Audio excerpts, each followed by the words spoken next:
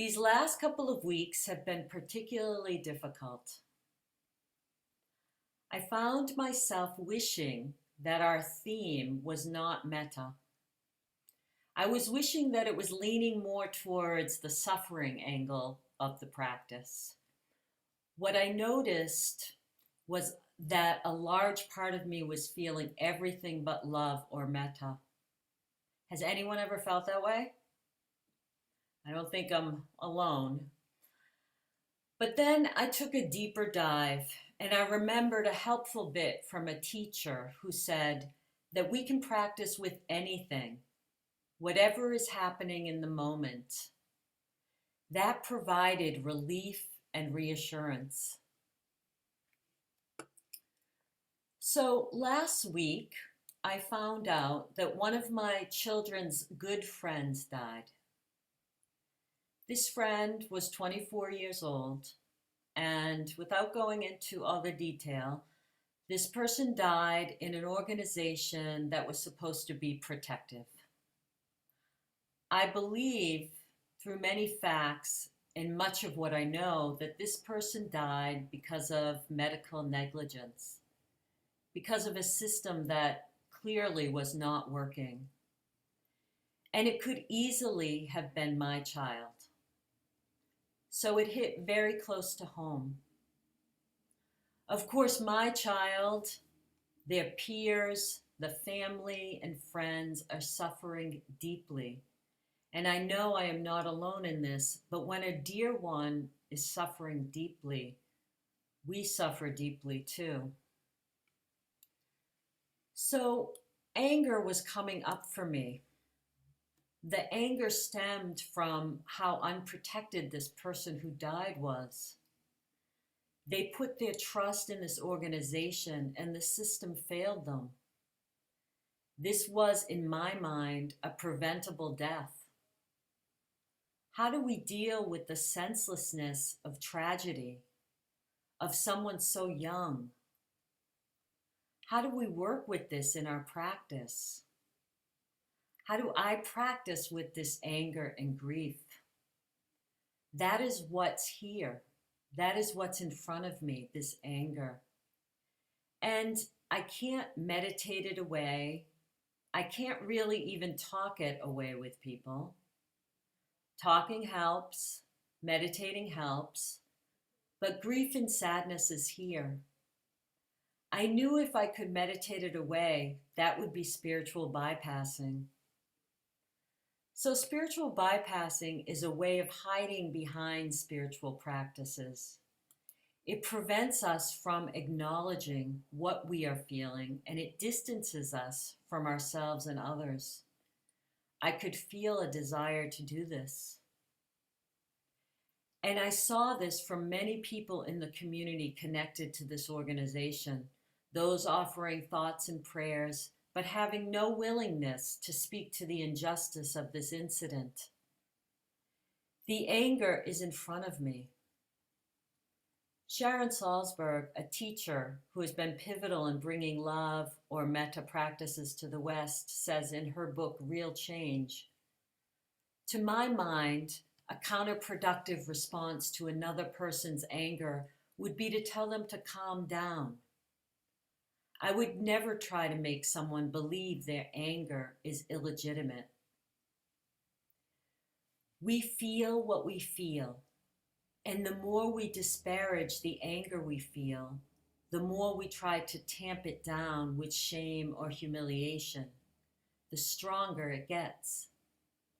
The challenge lies in honoring the message of the anger without letting it consume us. She goes on, there is no simple remedy for the outrage we feel, but it is possible to form a new relationship with our anger so that we rely on developing its strength rather than its reactive quality. The strength comes from a conviction that there is the innate dignity of all beings to be happy. So this statement, our conviction that we value the innate dignity of all beings to be happy, my first response was, really? All of them? The ones who, in my mind, may have caused harm, the ones who aren't speaking out. How do we hold our anger and grief? What is the skillful way to deal with anger? We know it's a natural energy. We can feel threatened. Those who we hold dear can feel threatened. Our emotional security feels threatened. The energy rises up almost like a defender. When our body powers up, it can lose empathy, and that is the power of anger. So I'm thinking about Lee's talk about papancha, or the mental proliferations that arise with suffering. The teaching, I want, I think, I am. For me, when I first found out about this death, my I want was, I want this not to be true. My I think was, I think there should be quick justice and everyone should speak out against this. And my I am was, I am so angry, sad, and bereft. There were times during the first few days of learning about this death that walking meditation was all I could do. It helped to move the body, to walk outside. Being outside provided a larger container for all that was swirling in my mind. With more practice, the anger and grief began to feel less personal. I was aware of feeling that anger was happening, less that I am angry, but that anger and sadness and grief is happening. Of course it is. David White, the poet, says, anger, truly felt at its center, is the essential living flame of being fully alive and fully here. It is a quality to be followed to its source, to be prized, to be tended, and an invitation to finding a way to bring that source fully into the world through making the mind clearer and more generous, the heart more compassionate, and the body larger and strong enough to hold it. Once we recognize anger and grief, we need to hold it close and with care. This is where I believe metta helped me. When the mental proliferation calmed down, I could feel my heartbeat, ground my body, feel what was here to feel. When there was some settling, I could feel the intensity of what was moving in my body, almost like a buzzing or a vibration of sensation. Not thought or feeling, just intense sensitivity being held in the container of this body.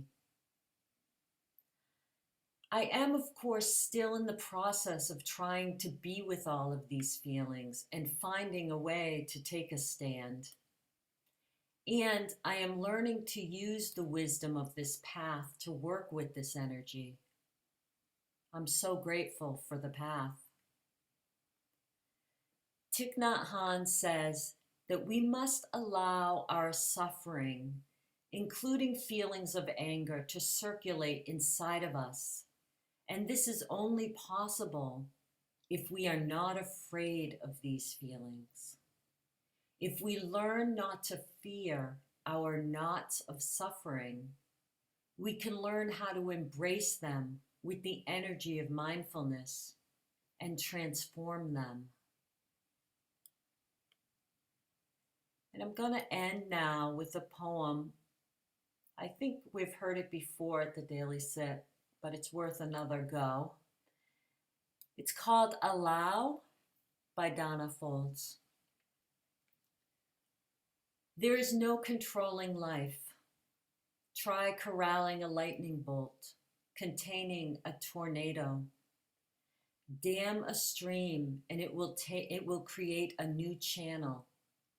Resist, and the tide will sweep you off your feet. Allow, and grace will carry you to higher ground. The only safety lies in letting it all in, the wild with the weak, fear, fantasies, failures, and success. When loss rips off the doors of the heart, or sadness veils your vision with despair, practice becomes simply bearing the truth. In the choice to let go of your known way of being, the whole world is revealed to your new eyes. So, thank you so much for your kind attention.